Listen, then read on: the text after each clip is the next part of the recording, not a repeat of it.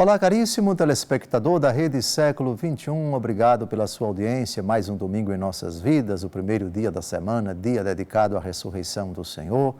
Aqui estamos, programa Luz da Vida, pela 14ª vez, dedicado ao argumento de verdades esquecidas, a ira de Deus, 14º programa, falando da ira de Deus, uma categoria tão importante quanto a misericórdia de Deus, quanto a bondade de Deus, pois todos os adjetivos em Deus não entram em conflito, não se contrapõem, mas se complementam. Antes, manifestam uma face da misteriosa, abscôndita, complexa e infinita realidade de Deus Todo-Poderoso.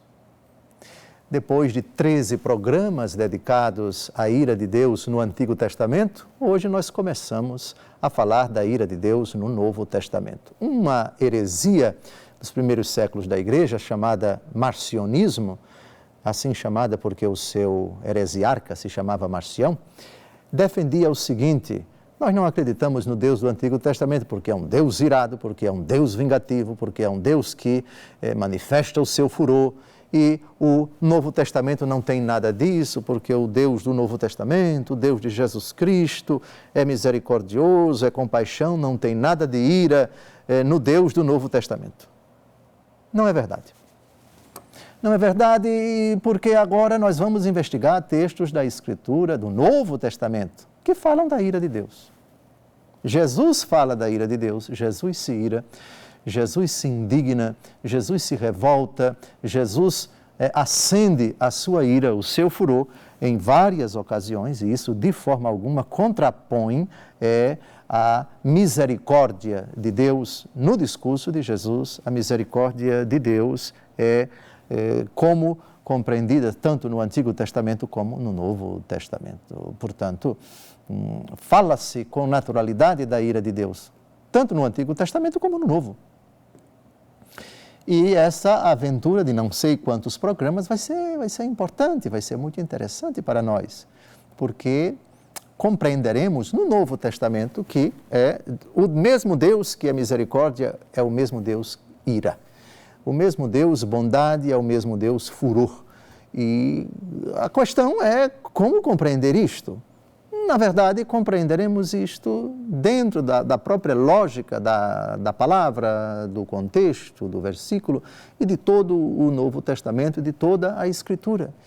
É a manifestação da santidade de Deus que não aceita o pecado e que diante da relutância, da dureza de coração do pecador, Deus o envolve com o seu amor, corrigindo-o, punindo-o, castigando-o, pois essa também é uma manifestação da misericórdia de Deus. Veremos então nos discursos de Jesus, nas parábolas de Jesus, nas alegorias de Jesus, veremos também no discurso dos apóstolos, nas cartas apostólicas e também num livro misterioso, num livro pouco conhecido, pouco lido e, a bem da verdade, muito pouco bem interpretado em muitos lugares, que é o livro do Apocalipse. E convido então a você, a partir de agora, a estar atento, porque falaremos da ira de Deus só no Novo Testamento. É importante, nesses tempos difíceis em que se fala muito de misericórdia de Deus, que é uma categoria bíblica, evangélica, sem dúvida alguma, mas o sentido que alguns dão à misericórdia de Deus é terrível, como se o fato de Deus ser misericordioso significasse: não existe mais pecado, você pode fazer o que você quiser, tudo que lhe der na telha você faça, porque Deus vai perdoar, mesmo que você não se arrependa, porque Ele é Pai, porque Ele é compaixão, porque Ele é misericórdia, porque Ele é bondade. Ou seja, não tem mais o inferno está vazio, faça o que você bem entender, mate, roube, cometa todo tipo de pecado. Aliás, o que é pecado? Porque Deus é misericórdia e acoberta tudo, e aprova tudo, e aceita tudo. Infelizmente, dentro da igreja, há quem pregue isto. Há quem interprete a misericórdia de Deus nesse sentido absurdo, nesse sentido nunca, jamais dado pela Escritura, muito menos pela igreja. Então, agora, com a Bíblia aberta, nós já vamos às parábolas de nosso Senhor Jesus Cristo. E a primeira parábola é a parábola da festa das bodas. Um homem prepara um banquete e quer convidar todos para participar do banquete e determina aos seus convidados que saiam e convidem todos. Eles saem, convidam vários e ninguém aparece para o banquete. Saiam de novo, enfim, eles saem e depois o rei determina que eles saiam por todos os lugares e convoquem e obriguem todos a se sentar, enfim, a entrar à mesa. E nessa parábola da festa das bodas, quando diante do convite quase ninguém se importou, lá pelo versículo 7, no Evangelho segundo Mateus, nós temos uma frase do rei utilizada por Jesus. Essa parábola é um ensinamento de Jesus e aqui está no ensinamento de Jesus a ira de Deus que se acende contra aqueles que fizeram pouco caso do convite do rei para participar da festa de bodas. Vamos ao versículo 7. O rei soube e indignou-se em extremo. Enviou suas tropas, matou aqueles assassinos e incendiou-lhes a cidade. Como se trata de uma parábola, nós não sabemos exatamente sobre o que ou sobre quem Jesus quis falar nesse versículo 7. Enviou suas tropas, matou aqueles assassinos, incendiou-lhes a cidade.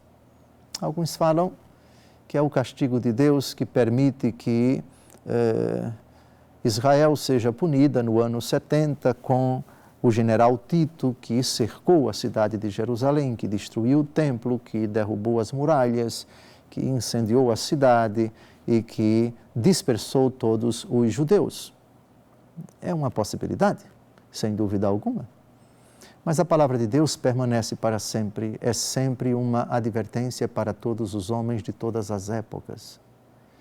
Quaisquer que sejam as épocas, as pessoas, as circunstâncias de resistência, de relutância, de endurecimento do seu coração, a palavra de Deus permanece para sempre, porque Jesus disse, céus e terra passarão, mas a minha palavra não passará. Logo, a parábola aqui se aplica a todas as épocas da história da humanidade, antes de Cristo, durante Cristo e depois de Cristo. Mas o que permanece aqui é o verbo o rei soube e indignou-se em extremo. Deus se indigna com a dureza do coração do homem. É óbvio que o rei aqui é Deus Todo-Poderoso. É o Pai que envia o seu Filho para convocar todos a participar das bodas. O banquete está preparado, tudo já está pronto, venham participar dessa festa, dessa alegria, venham desfrutar desse alegre e agradável convívio. Deus que desposou a sua humanidade no Cristo encarnado, morto e ressuscitado. Venham participar, venham desfrutar dessa aliança, desse pacto novo que Deus selou com todos os homens em Cristo e na força do Espírito. A recusa consciente e voluntária gera, da parte de Deus, extrema indignação. Deus se indigna com a dureza do coração daqueles que lançaram mãos dos seus servos, que os insultaram, que os mataram.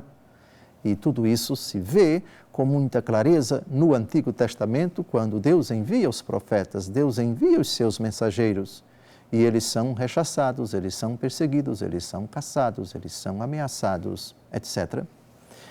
Deus Todo-Poderoso não pode jamais aceitar passivamente essa dureza do coração.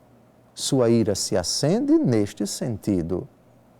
Esta dureza produz no meu coração impassível a justa ira, a justa indignação, que agora, por amor, levará esses rebeldes, esses recalcitrantes, a experimentar uma outra manifestação da minha correção, do meu amor, do meu favor, Por isso, os castigos aparecem como uma amorosa, apesar de dura, pedagogia corretiva desses corações duros.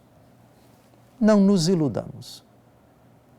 Para determinadas enfermidades graves, não pode haver remédio brando, mas remédio duro, remédio de um efeito colateral um pouco grave, justamente para extirpar aquele mal que está alojado no coração, no corpo do homem, no caso aqui da parábola, no coração do homem.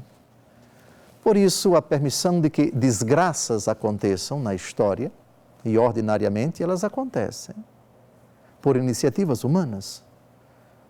A rebelião dos judeus produziu uma reação do Império Romano. Um exército numeroso cerca a cidade de Jerusalém. E nisso, nosso Senhor Jesus Cristo enxerga uma profecia que, aliás, ele já anunciou bem antes de isto acontecer. E quando acontece, o plano de Deus se cumpre. É um castigo, sim. É uma correção, sim. É uma advertência, sim. É uma amorosa, apesar de dura, manifestação do amor de Deus para um povo de dura cerviz, um povo recalcitrante, um povo rebelde. Não há, portanto, nada por que nos escandalizar ao ler esta parábola. O rei soube e indignou-se em extremos. Enviou tropas, ou seja, permitiu que Tito, com o exército romano, se dirigisse a Jerusalém. Nada fez para impedir isto. E Tito mata, incendeia a cidade, causando assim um sofrimento tremendo, um acontecimento tragicíssimo na história de Israel, no qual o próprio Jesus, já nesta parábola, e não somente para Israel, mas para qualquer acontecimento trágico que subsiga-se a qualquer ato de endurecimento do coração do homem, quem endurece o seu coração diante do convite de Deus não deixará de experimentar uma dura reprimenda, uma dura correção, um duro castigo, expressão da indignação de Deus, que não pode permanecer impassível e imparcial, em silêncio, de braços cruzados, diante do pecado de resistência do homem ao convite de Deus. Não saia daí. No próximo bloco, se Deus quiser, daremos continuidade a esse magnífico argumento, a ira de Deus nos discursos de Jesus. Até logo mais.